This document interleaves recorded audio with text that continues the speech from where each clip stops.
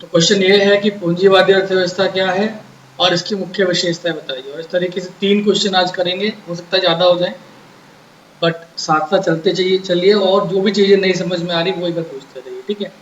पहले यहाँ पे लिख लीजिए, वे अर्थव्यवस्था जिनमें सभी आर्थिक क्रियाएं, ठीक है, वे अर्थव्यवस्था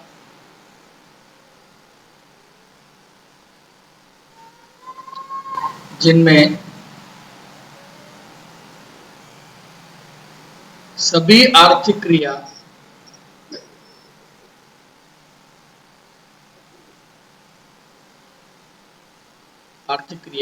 क्रियाओं जैसे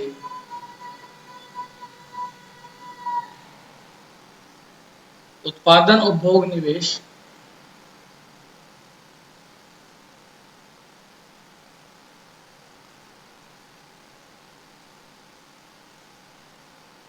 उत्पादन, उपभोग, निवेश और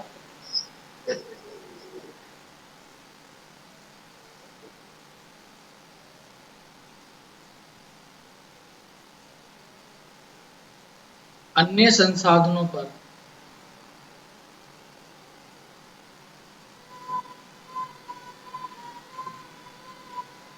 निजी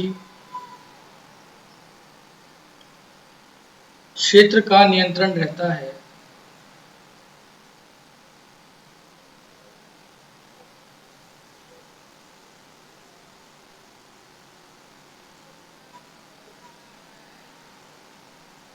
पूंजीवादी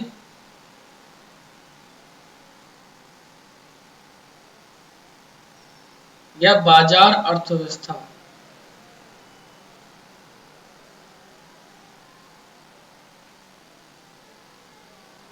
कहलाती है। अब यहाँ देखो कुछ स्पेशल जगह पर फोकस करना, ठीक है, जिनमें आर्थिक क्रियाओं, अब जो आर्थिक क्रियाएं में कौन कौन सी चीजें आ गई, उत्पादन, उपभोग, निवेश और अन्य संसाधनों पर, ठीक है ना, और अन्य संसाधनों पर निजी क्षेत्र का नियंत्रण रहता है, निजी क्षेत्र का नियंत्रण रहता है। यानी इसमें सारी चीजें जो है वो किसके कंट्रोल में होती हैं, प्राइवेट क्षेत्रों के कंट्रोल में होती है बेटा। तो इसको हम लोग बोल देते हैं पूंजीवादी, क्योंकि सभी चीजों पर किसका आपका बेसिक सा नियंत्रण है, वो है प्राइवेट सेक्टर का। और इसको देखो सिंपल सी भाषा में समझ लीजिए, अगर प्राइवेट सेक्टर का ज़्यादा एम्फेसिस है, ज़्यादा कंट्रीब्यूशन है प्राइवेट सेक्टर का, तो उसको बोलेंगे हम लोग पूंजीवादी। और सरकारी क्षेत्र का ज़्यादा एम्फेसिस है तो उसको बोलेंगे हम लोग सार्वजनिक या फिर साम्यवादी। अभी पहले इसकी विशेषताएं देख लेते हैं, इसकी विशेषताएं कौन कौन सी हैं।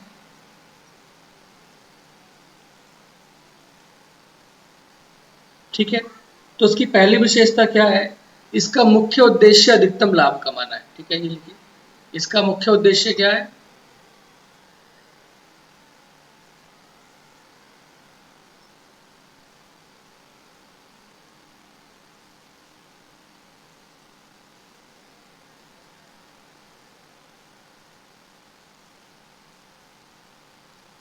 यानी अधिक से अधिक लाभ कमाना इसका मुख्य उद्देश्य रहता है। कोई फर्क नहीं पड़ता, सामाजिक कल्याण की हेतु ये काम नहीं करता, और केवल इसको अधिक से अधिक क्या कमाना है, लाभ कमाना है, बेसिक सी बात है। दूसरा, कीमतों का निर्धारण मांग और पूर्ति शक्ति द्वारा होता है।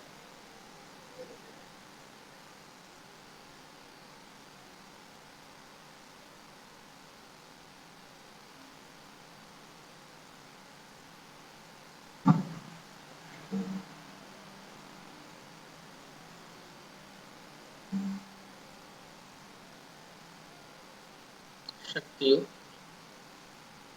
द्वारा होता है, मतलब ये है कि अभी पढ़ेंगे इसको हम लोग आगे, कि अगर वस्तुओं की डिमांड ज़्यादा है तो उनकी कीमतें ज़्यादा हो जाती हैं, और वस्तु की डिमांड कम है तो उनकी कीमतें जो है वो कम हो जाती हैं। तो इसका भी इम्पैक्ट पड़ता है। हालांकि जो साम्यवादी, देखो फिर तीनों की तुलना करेंगे, ठीक है, ये बहुत इंपॉर्टेंट क्वेश्चन बनता है यहाँ से। ठीक है, तो ये आपको मालूम हो जाएगा तो बहुत सारी चीज़ें क्लियर होती चली जाएंगी। थर्ड पॉइंट है, निजी क्षेत्र का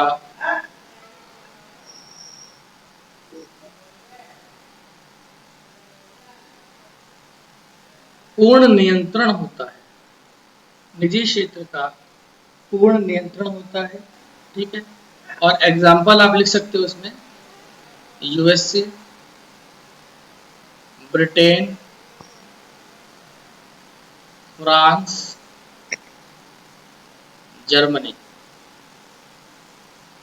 ठीक है, तो इन सभी देशों के अंदर ज्यादा से ज्यादा देखो, जहां गरीबी कम होगी वहां पूंजीवाद होगा, जहां गरीब लोग कम होंगे वहां पूंजीवाद होगा, और जहां पर प्राइवेट सेक्टर को अधिक से अधिक इंपॉर्टेंस दिया जाएगा वहां पूंजीवाद होगा, वो बाजार अर्थव्यवस्था कहलाएगी बेटा।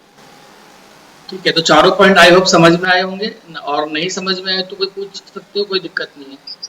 ठीक है, नेक्स्ट क्वेश्चन की ओर चलते हैं। क्वेश्चन नंबर 2 हमारा,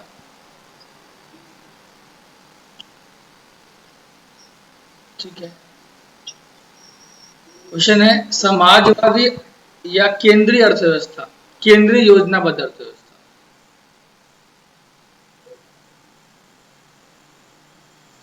समाजवादी या, माइक ऑफ करो, केंद्रीय योजनाबद्ध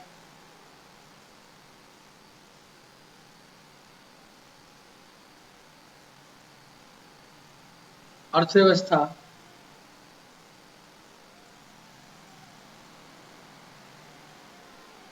से क्या अभिप्राय है?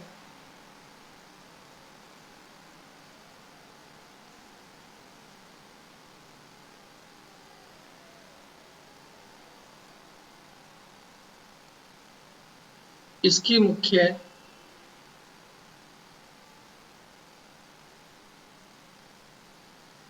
विशेषता बताइए।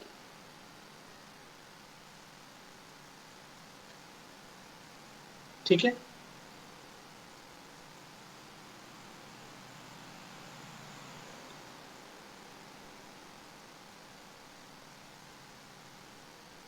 इसकी मुख्य विशेषताएं बताइए। तो इसमें थोड़ा देखो, अगर तीनों कंपैरिजन करेंगे तो क्लियर हो जाएगा। वह अर्थव्यवस्था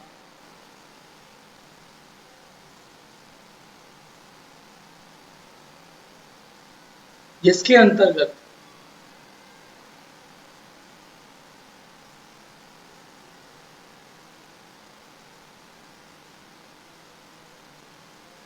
उत्पादन, उपभोग,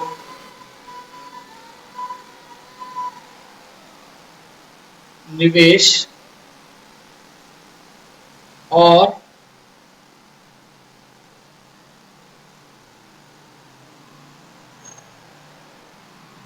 वितरण पर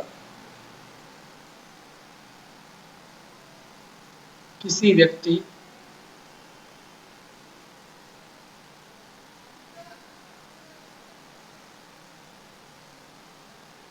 या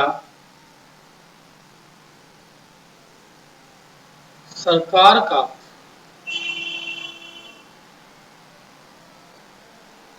नियंत्रण होता है। सरकार का नियंत्रण होता है।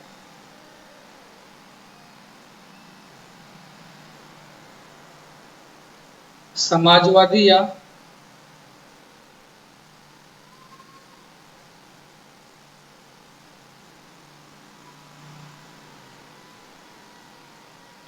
केंद्रीय योजनाबद्ध अर्थव्यवस्था कहलाती है। देखो, मैं ऐसे नहीं करूंगा कि किसी के नोट्स उठा के कॉपी पेस्ट करके आपको सिखाऊं। मैं चाहता हूं कि जितना भी हम लोग सीखें वो अपनी लैंग्वेज में लिखें, अच्छे से लिखें, समझ कर लिखें। ठीक है, कॉपी पेस्ट की आवश्यकता नहीं है, ऑलरेडी बहुत सारे लोग यूट्यूब पर ऐसे मिल जाएंगे आपको, तो एक दूसरे का माल चिपकाते रहते हैं। ठीक है, मैं आपको इसलिए बिल्कुल साधारण शब्दों में लिखवा रहा हूँ, ईजी करके बता रहा हूँ, समझते रहें। यहाँ पर 4 चीजें ऊपर थी, 4 चीजें नीचे हैं: उत्पादन, उपभोग, निवेश और वितरण। और इन सभी की डेफिनेशन आपने लिखी हुई है। उत्पादन किसे कहते हैं? वही मानवीय आवश्यकताओं की संतुष्टि के लिए वस्तु और सेवाओं का निर्माण करना उत्पादन कहलाता है। मानवीय आवश्यकता संतुष्टि वस्तु और सेवाओं का प्रयोग करना उपभोग कहलाता है। और लाभ की आशा से किया गया खर्च निवेश कहलाता है। जब संसाधनों को का बंटवारा करते हैं तो उसको हम लोग क्या कहते हैं, वितरण कहते हैं। तो इस तरीके से बहुत सारी चीजें हम लोग समझते हुए आए हैं, चल रहे हैं। तो अगर मान लो प्राइवेट सेक्टर का पूर्णतः योगदान है तो उसको हम लोग बोल देंगे मार्केट इकोनॉमी, पूंजीवादी अर्थव्यवस्था। और अगर अधिक से अधिक योगदान जो है वो आपका समाजवादी अर्थव्यवस्था में किसका होता है, किसी एक व्यक्ति का होता है या सरकार का होता है। और इसका मुख्य उद्देश्य बेटा लाभ कमाना होता है। ठीक है, मुख्य विशेषता लिख लेते हैं।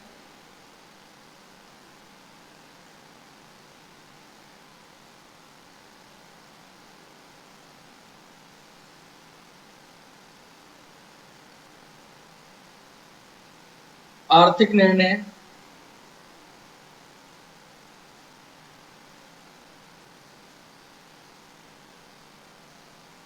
पहला पॉइंट लिखा, आर्थिक निर्णय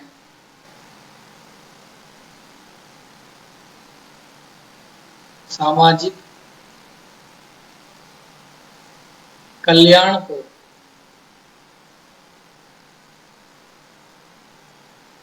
ध्यान में रखकर,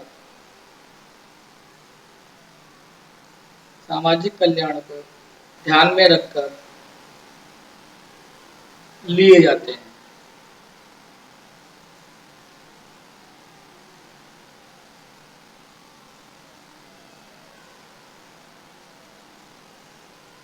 पॉइंट नंबर 2, वहां पर लाभ के उद्देश्य से यहाँ सामाजिक कल्याण को ध्यान में रखें।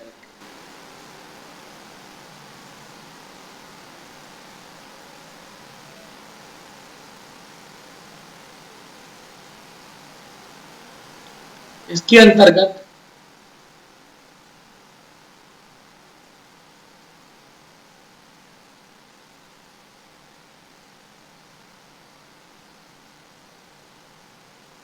केंद्रीय अधिकारी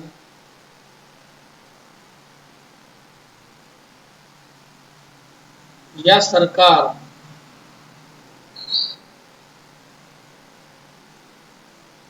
यह तय करती है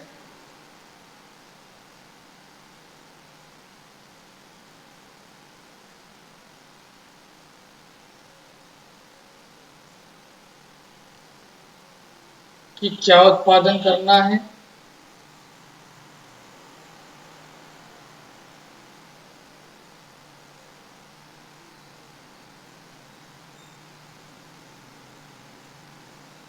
कैसे उत्पादन करना है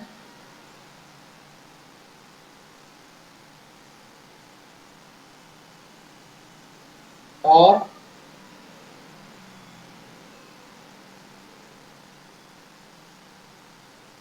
किसके लिए उत्पादन करना है। ठीक है, क्या उत्पादन करना है, कैसे उत्पादन करना है और किसके लिए उत्पादन करना है। अभी इसी क्वेश्चन पे पहुंचेंगे सीधे। पॉइंट नंबर 3, अधिकतर संसाधनों पर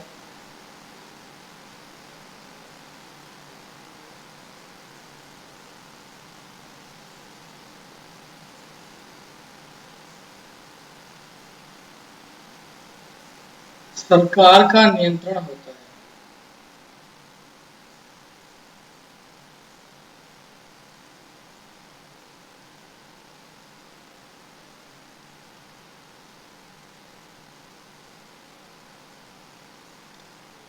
और इसके उदाहरण हैं, इसके एग्जाम्पल हैं रूस या चीन। यहाँ पर समाजवादी अर्थव्यवस्था है बेटा, समाजवादी अर्थव्यवस्था के अनुसार कार्य होता है।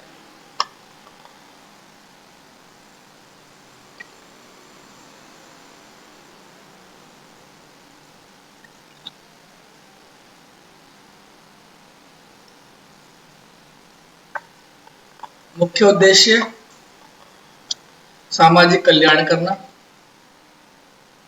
सारा का सारा नियंत्रण केंद्रीय अधिकारी के हाथ में होता है। तीनों केंद्रीय समस्याएं जो हैं, क्या उत्पादन करना है, कैसे उत्पादन करना है और किसके लिए उत्पादन करना है, इन तीनों का ध्यान सरकार रखती है और कोई व्यक्ति रखता है। मांग और पूर्ति नामक चीजों की कोई यहाँ पर गुंजाइश नहीं है। क्वेश्चन नंबर 3 की ओर चलते हैं।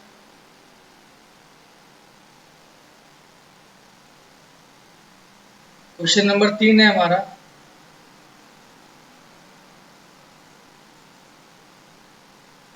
मिश्रित अर्थव्यवस्था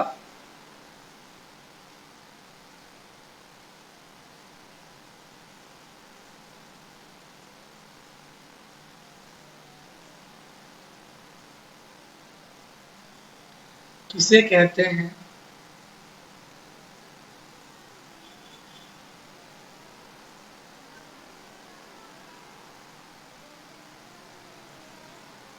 इसकी मुख्य विशेषताएं बताइए।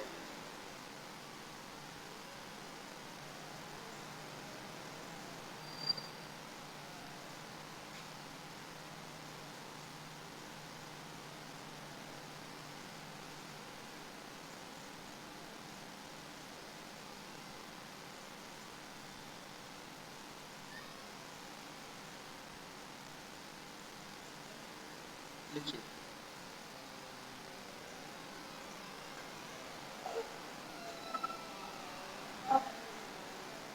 वह अर्थव्यवस्था जहां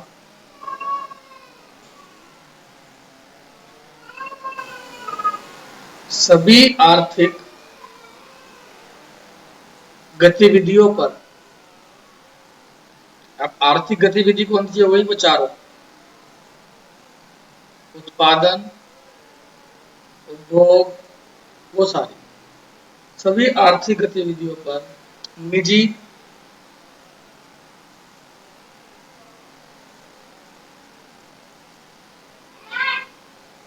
और सार्वजनिक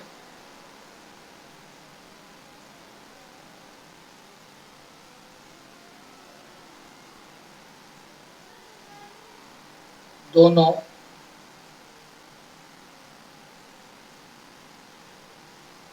क्षेत्र का नियंत्रण होता है।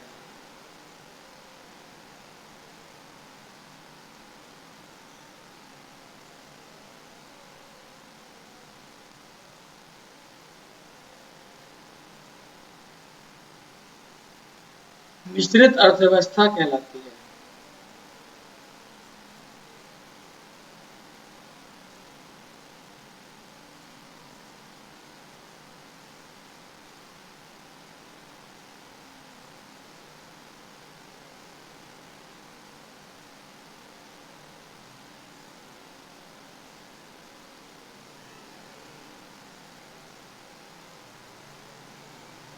यानी इसमें क्या होता है, सरकारी और प्राइवेट दोनों तंत्र मिलकर काम करते हैं।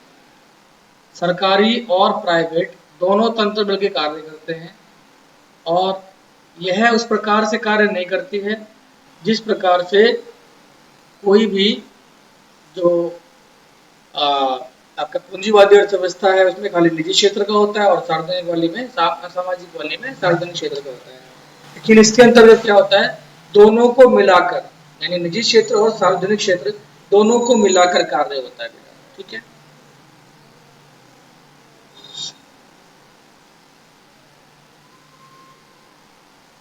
विशेषता क्या है? मुख्य उद्देश्य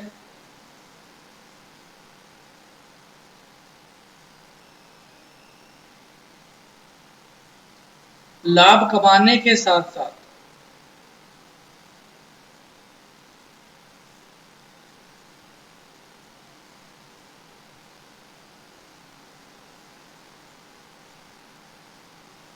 सामाजिक कल्याण भी होता है।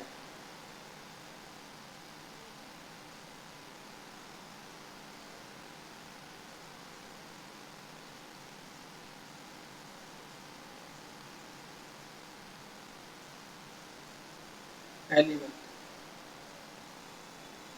दूसरी बात, यहाँ पर दोनों चीजें होगी, लाभ भी कमाना है और सामाजिक कल्याण भी करना है, ये दोनों चीजें हो गई। इसमें दोनों मिलकर ये तय करते हैं इसमें दोनों मिलकर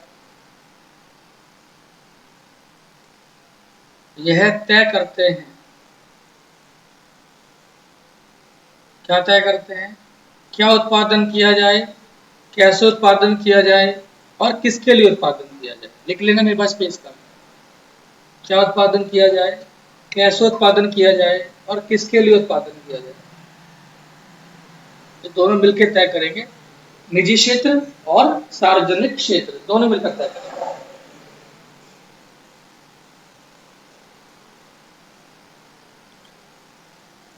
ठीक है भाई, एक क्वेश्चन ये वाला हमारा कंप्लीट होता है। अब हम नेक्स्ट क्वेश्चन की ओर चलते हैं।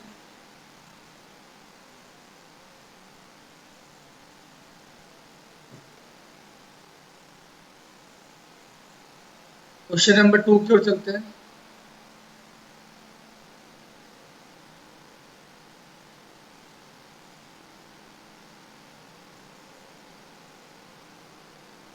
क्वेश्चन नंबर 2 का लिख लो।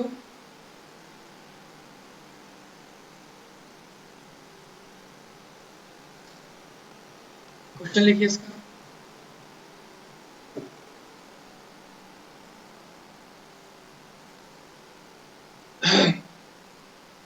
आज का क्वेश्चन नंबर 2, क्या उत्पादन करे की समस्या, ऐसे लिखो, एक देश की केंद्रीय समस्याओं का वर्णन करें। एक देश की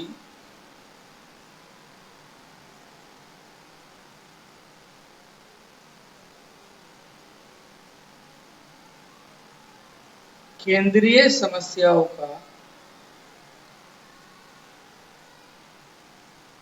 वर्णन करो। ठीक है, अब देखो जो घर की समस्या है ना, वही समस्या किसकी है, देश की भी है। एक देश की केंद्र समस्या वही है जो घर की भी समस्या है। जैसे देख लो, किसी देश के सम्मुख 3 समस्याएं पाई जाती हैं।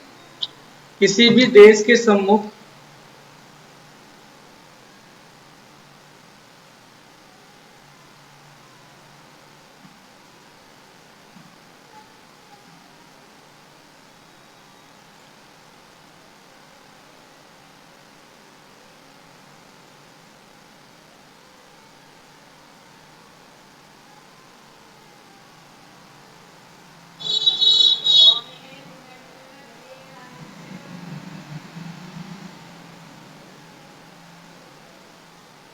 तीन समस्याएं पाई जाती हैं।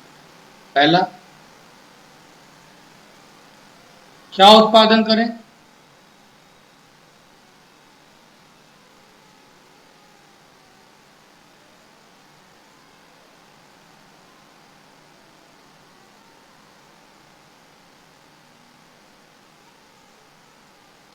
और कितनी मात्रा में।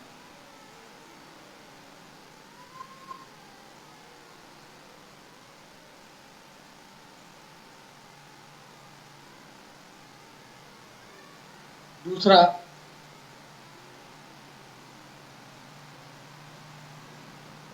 कैसे उत्पादन करें, यानी क्या बनाए। पहले घर में मम्मी की यही समस्या होती है, भाई क्या बनाए, ठीक है, और कैसे बनाए। क्या बनाए मेन समस्या रहती है, बनाना उनको अपनी मर्जी का ही है, मगर पूछना उनको सबसे कि क्या बनाए, कैसे उत्पादन करें और किसके लिए उत्पादन करें।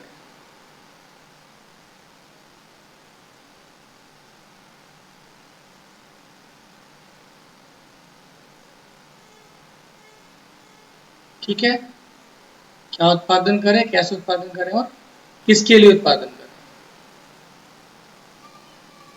अब पहला क्वेश्चन आ जाएगा,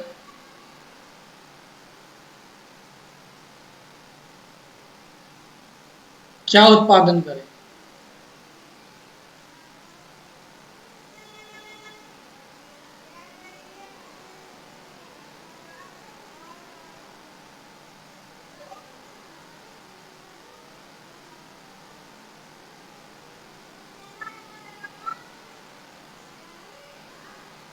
क्या उत्पादन करें की समस्या को, सर जी पीछे का रह गया थोड़ा बहुत। ठीक है कर, क्या उत्पादन करे कि समस्या को समझाइए।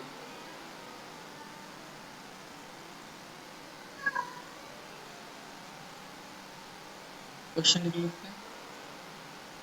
क्या उत्पादन करे कि समस्या को समझाइए।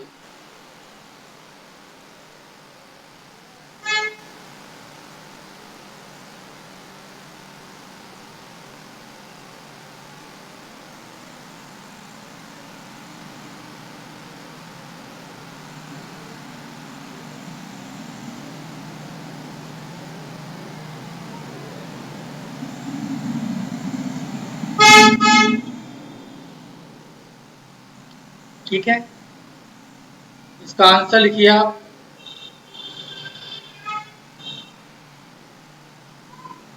मानवीय आवश्यकताएं असीमित हैं। लिखिए।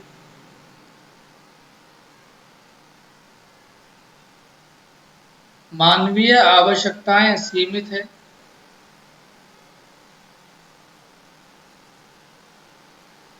और उन्हें पूरा करने के लिए साधन सीमित हैं।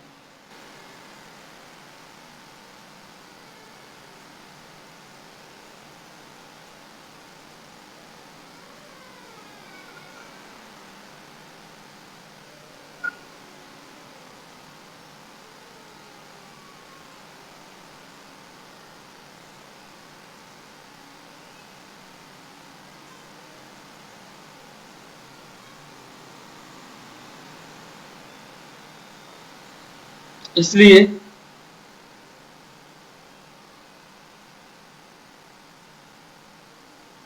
प्रत्येक देश को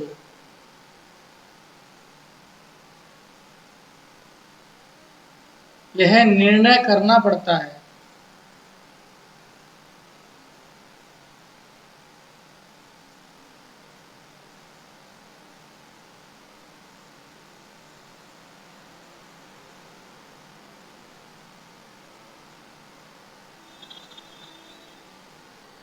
कि वह किन वस्तुओं का उत्पादन करे।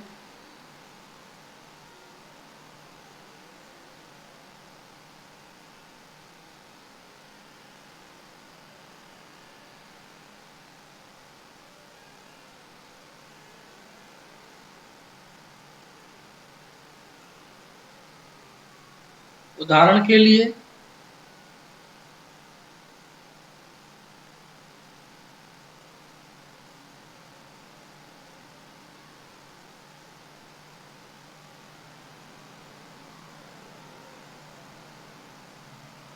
उदाहरण के लिए देश में खाद्य वस्तुओं का उत्पादन करे।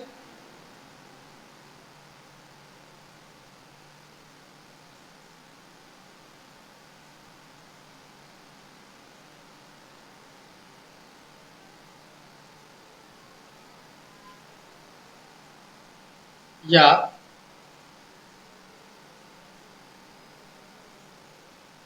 युद्ध संबंधी वस्तुओं का। अब देखो दोनों जरूरी है। अगर खाने की वस्तुओं का उत्पादन ना करें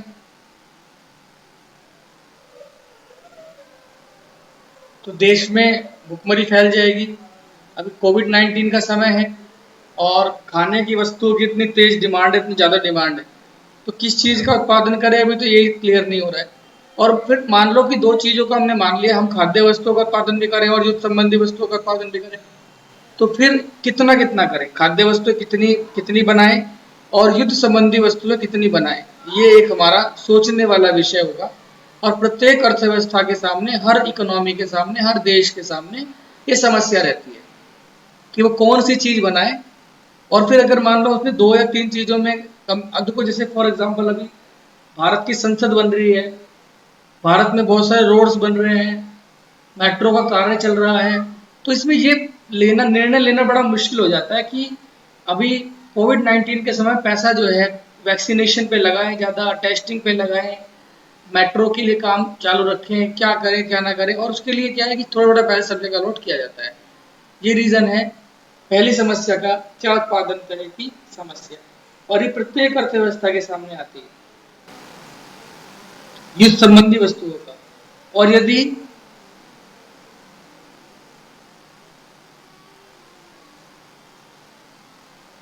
और यदि दोनों का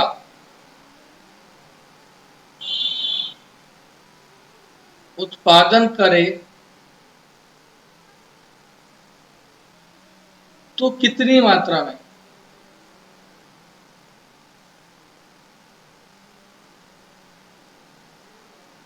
ठीक है, अगली क्लास परसों होगी सेम टाइम पे। ठीक है, और एक क्वेश्चन लिख के चले जाओ जो अगली क्लास में हमें डिस्कस करना है। ठीक है, कैसे उत्पादन करेगी समस्या को समझाइए।